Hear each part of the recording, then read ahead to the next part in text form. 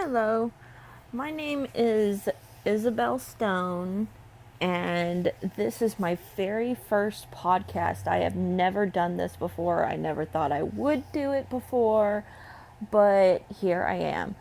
Uh, I heard from a very reliable source, a very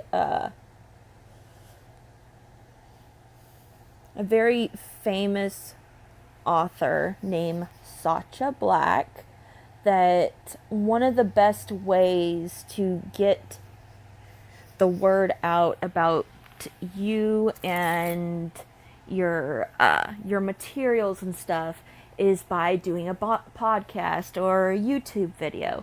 And so I'm starting this in hoping that the people that end up listening to this can benefit from whatever they hear me say. I have the great news of being able to tell y'all first and foremost that I am in the middle of having my very first book published. It's very, very exciting. I always was an avid reader and writer. I have been writing since I was 17 years old, and right now I am 28, so I have been writing for 11 years and on a daily basis. Writing has always been very important to me, and it's something that I feel very passionate about, and I feel that not enough people are recognized for their talents. For me, I started in fan fiction, which I know a lot of people cringe when they hear that someone started out in fan fiction. And I honestly don't feel that way. I have read so many unbelievably amazing, catch your eye, you cannot sleep for days until you finish this story fan fictions that I just couldn't believe weren't actual books.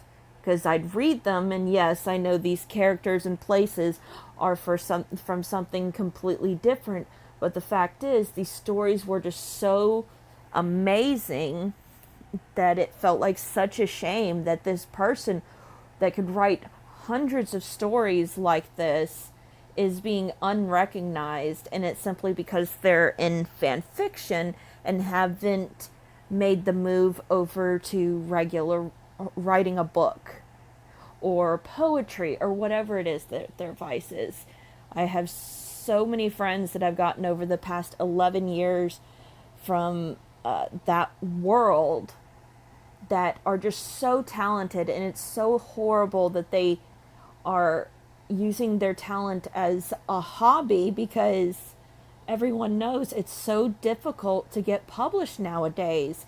It's really, really hard for writers, which is why that a lot of writers nowadays are doing the whole self-publishing thing, where they hire their own editor, own graphic designer, a binding company, and all of that has become such a big thing because a lot of publishing companies aren't accepting these great manuscripts simply because it doesn't go with what they know sells, and what they know sells has been done over and over and over again.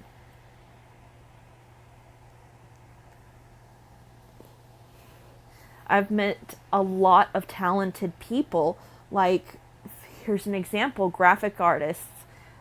Yes, they don't have a college degree in this, but the talent that these people have for creating these images, it is enough to blow your mind.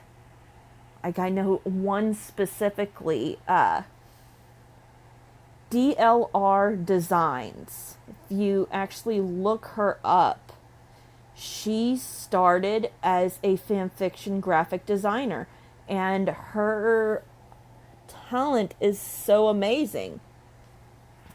Like, if you actually look on her personal Facebook account, I'm not going to give that information out, but if you know her and you're listening to this, you know what I mean. She is she has a normal day job, and in her free time she does these beautiful pieces of art that you look at them and you expect she's getting paid out the yin yang for these things that she's creating just on her free time, but she's not. I mean, now she's gotten to the point where she actually has certain things that she's selling to authors as book covers, but she's not making the amount of money that you would say somebody that has a college degree in it does, even graphic designers that don't have nearly as much talent as her. And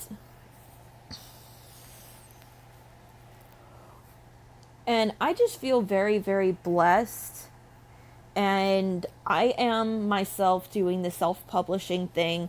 I've created my own publishing house.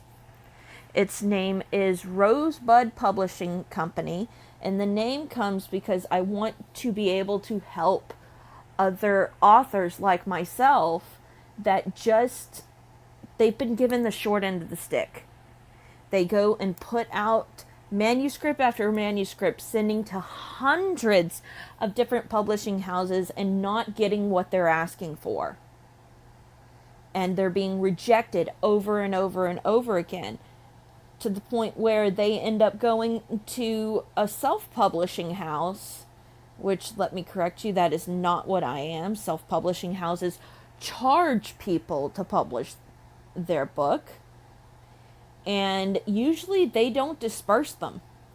They'll charge you, say, $1,000, and they'll send you 10,000 copies to your house. I don't know if all of them do that, but I've heard horror stories that they expect you to be the one to market everything. But within my publishing house, that's not the way things are going to be run. We're specifically targeting for first-time authors. We will have our network of, authors that have sold a bunch of books, but mainly what we're shooting for is to help first-time authors get sold, because a problem that I've seen a lot of people have with publishing houses is the fact that they will it'll be that, oh, you've never been published before. Well, we can't publish you because you've never been published before. Well, how are they going to get published if no one will publish their work specifically off the standard that they've never been published? And I see that as a huge problem. And I want to help people like that because I've been through that problem. I've gotten emails from publishing houses that I've sent manuscripts to, sent my synopsises to, excuse me, and I get an email back saying, this idea is great, it's very detailed, yada, yada, yada, but bottom line is you have never been published, so we can't publish this. And you just sit there with your hands in the air like, what the heck? That's the one thing that's holding me back, is the fact that I've never had anything published. And that is like a huge problem we have. And I have a lot of friends that I've networked through the last 11 years by being a fan fiction writer and a fan fiction graphic designer myself, where I actually now have a team of people now that that have had this same dream themselves. There's me, there's I have a couple of editors that are all working on the same projects together. So you can make sure that the book has the best potential, and that's going to be for every single one we get in. Sorry.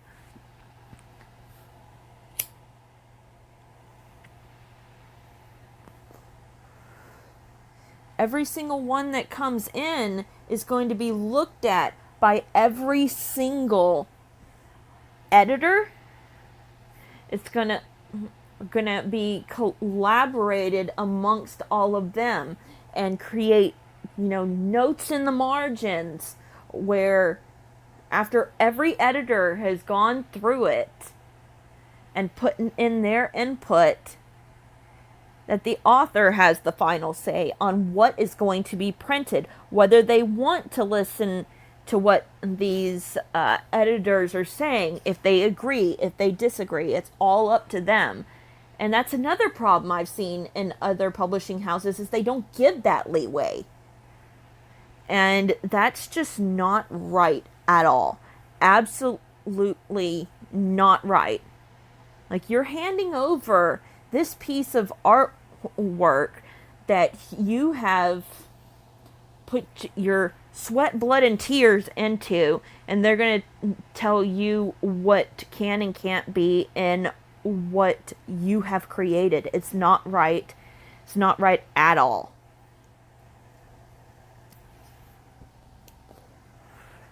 But like I was saying, so we've got the ball rolling on the publishing house. My first book, which is called Dominating Like Xander. Now, I know you look at that title, you're like, oh, this has to be one of those sex books. Well, it's not, okay? I hear people talk about romance novels like that, like it's a horrible thing, when everybody knows you've lived through life. You're like, say, 40 years old, and you sneer at a book because there's sex in it. Well, sorry to break it to you, but the majority of real-life romances have sex in them. Not all, okay? You have your little puppy loves where there's never anything explicit there, and that's cute, and that's fine. Like, I personally loved the Twilight series. And it was romance. It was called young adult for a reason. Okay? And there was no sex there. Well, they let you know there was sex going on, but there was no details or anything. And that's fine. It was meant for younger readers. But the majority of romances are not like that. And that's something that kind of bugs me, is the fact that people will sneer at a book just because there's sexual content, or because there's violence, or because there's drug use or alcoholism or whatever is going on there.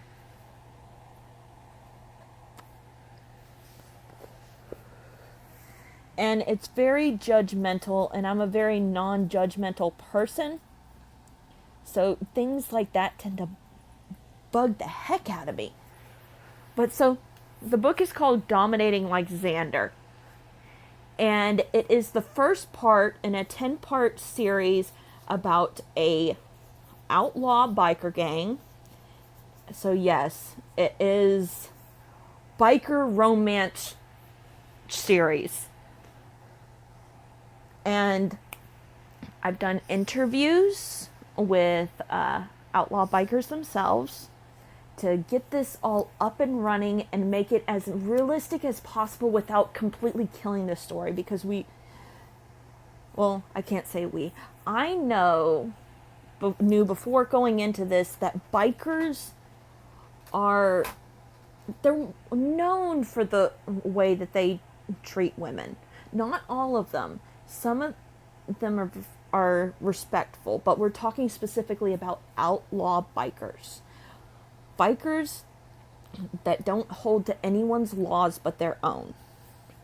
And the way that this has been written, it's been written as a romance, yes. If you had it completely the way outlaw bikers are in the first place, you wouldn't have a romance. You would have a realistic fiction.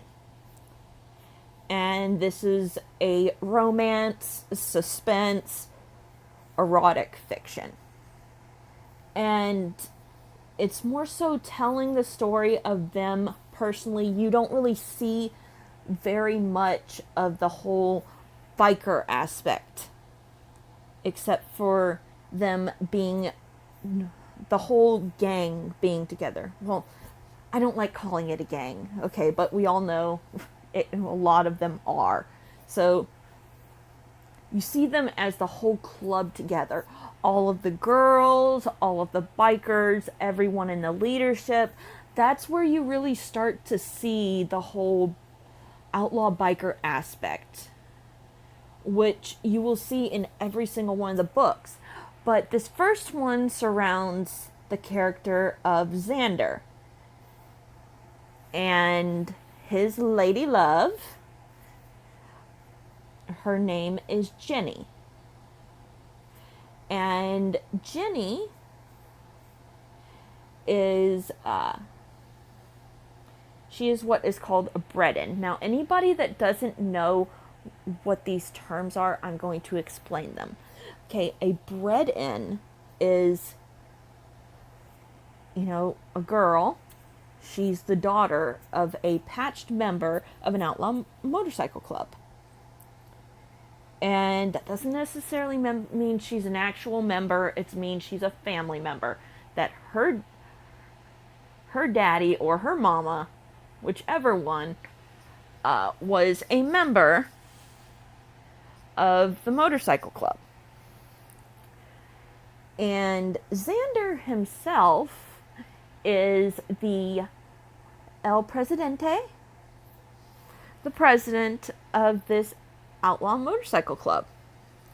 So just knowing that, you can imagine the kind of things you end up seeing in here, because they both of them have been very much heavily involved in this life.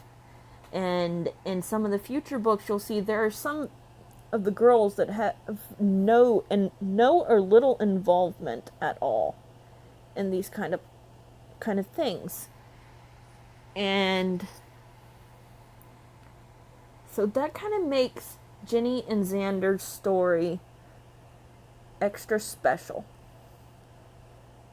Now, I'd like to say that the idea for this whole series, actually, I have to thank one of my favorite writers for this. Her name is Jane Diamond. She wrote the Dirty Like Me series, the Dirty Rockstar Romance series. And it came from one of her books called Dirty Like Jude. Now, Dirty Like Jude is actually about one of the guitar players' bodyguards, but it's more of the aspect of his family that brought about this idea. Because I was reading it, and I was thinking, wait, no, that doesn't sound like, something you would expect to find in a motorcycle club. So I started asking some people that I knew that were in outlaw motorcycle clubs, because the character of Jude Grayson, I believe is his last name, if I'm remembering it correctly, that the character of Jude, his father and his brother were both heavily into this motorcycle club called the West Side Kings. And the way that all of it was described by things he saw, things that he knew went on with his brother, who was supposedly the vice president of the organization at the time where this book was being written. Things that happened with girls that came and went, and it just didn't seem completely like it was up to par.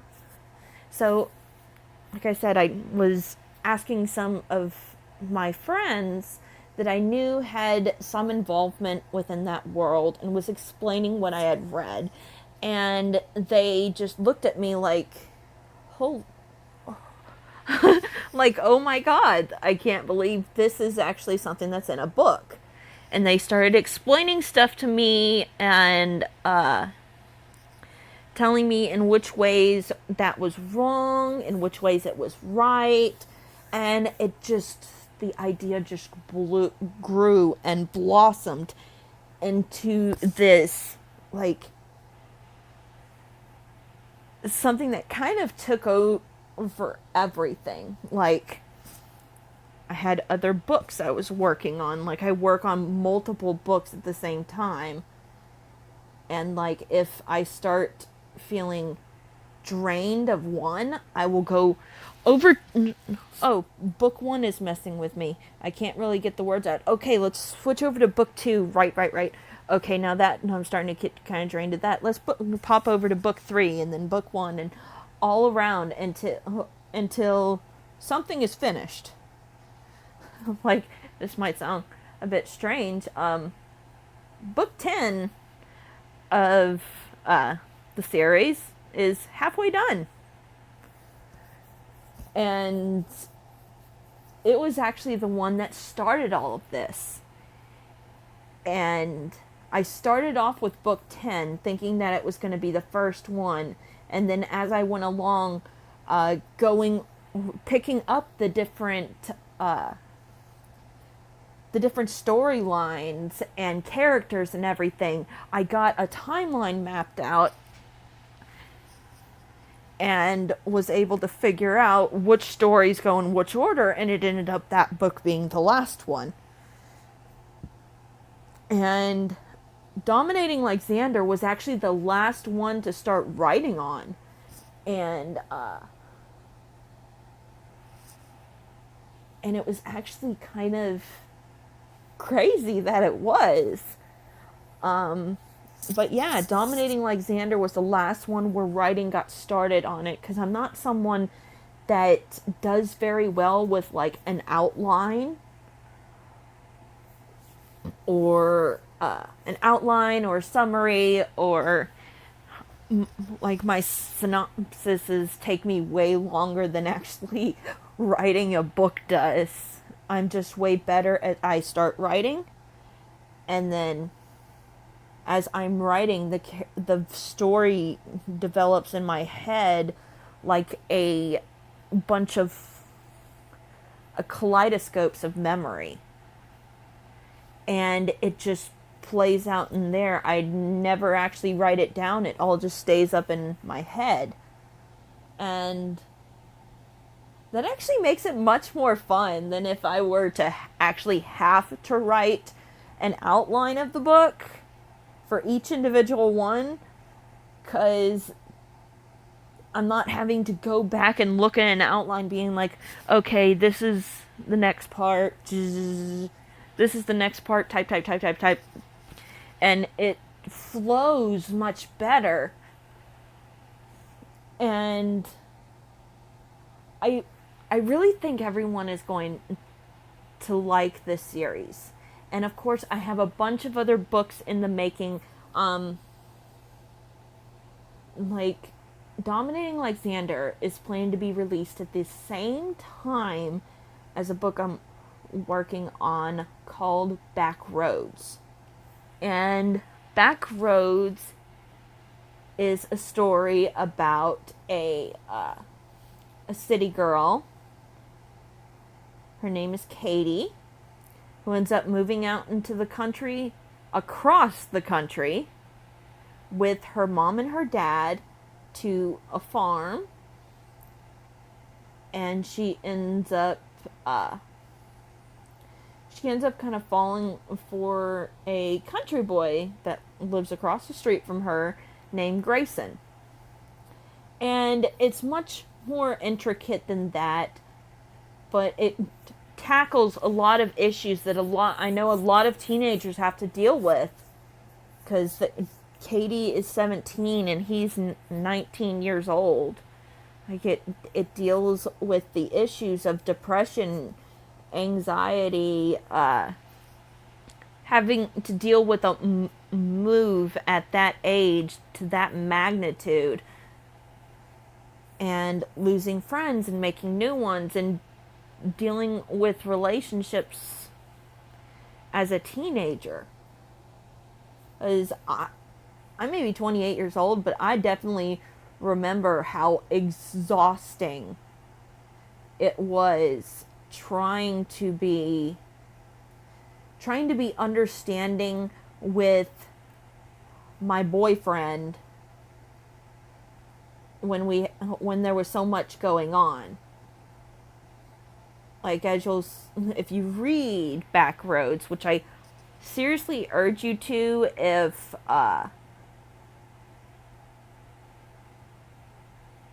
you're into those kind of romances, and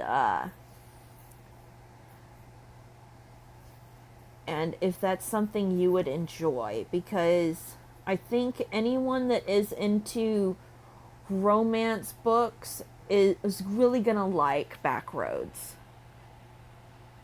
Just like with Dominating Alexander, I just put out a warning. Look, if you're dealing with certain type of issues, you may not want to read this. And it's just simply because I don't want anyone to be hurting just because they ended up reading one of my books. I don't want that. I've been through a lot of horrible stuff in my lifetime, and the last thing I want is to cause anyone any unnecessary amount of pain. But I express a lot of things that I've been through in my writing and in things that I write. But so we've got Dominating Alexander and Backroads that we are working on releasing, and I'm constantly writing and doing business work and marketing stuff, but most of my free time is spent writing, so I don't even have free time. I barely sleep. Coffee is my best friend. My husband has to remind me to eat 3 times a day, or else I won't eat at all and I might collapse. Which is actually kind of crazy when you think of it, but I actually saw this interview on YouTube with Jenna Moreci and Sacha Black, where Sacha Black was talking about how she had gone through these same things, and I just looked at that. I was like, oh, okay, hey baby, look at this. Now you understand the problems I'm having with trying to do this. So it's actually really kind of funny, because my husband was just like, oh, right, now I get it. You're not the only one that has these issues. It's just, authors that are publishing their own stuff and have all of this stuff going on. You barely have time to sleep and eat. And, but yeah, I've personally have a lot of stuff going on, especially starting up this business and everything. And I just hope that whoever ends up listening to this can be supportive of the things I'm trying to accomplish here. And, if you have like a manuscript you want to get out, or you are just a reader who likes to read, let me know. If you have a manuscript, I'll send you my email so you can send it into our company, because we have editors that are always just waiting for something to work on, and we can work on a marketing strategy and everything. So we don't turn away manuscripts. We do not. That is our biggest thing. We are not going to turn it away. At most, if there's just something missing from your manuscript, our editors will put notes about it in your manuscript for you to go through. But if you are an avid reader, like a lot of people are, especially in this time where we've got COVID-19 going around and we've got social distancing and everyone having to be quarantined into their houses, the best thing really is the fact that these books are going to be available online. So you don't have to get a hold of Amazon or Barnes and Noble or wherever. You can just go onto Audible or download the Kindle app and find them there. I will be letting y'all know as soon as these are released. And at that time, I'll be able to actually give y'all a full, in-depth, a completely full and in-depth summary and idea of what you're getting into. So you don't just go end out buying it, reading a couple pages, and be like, oh, this book isn't for me. I'd prefer y'all not to do that. I don't want to have book sales where someone picks up the book, reads 2 pages, and then throws it away. I don't want that. I actually want people to enjoy the stuff that they're reading. But I will be letting y'all know. I'm going to be posting a podcast once a week to make sure that everyone has the information that they need. If anyone needs any assistance, you can send me an email at submissions@rosebudpublishing.net. That was rosebudpublishing.net. And I guess that is it for this week. I hope to hear from some of y'all. If anyone wishes to become a part of our mailing list or anything, you can also shoot me an email at the exact same email I just gave you. That was submissions@rosebudpublishing.net. Thank you and have a great week.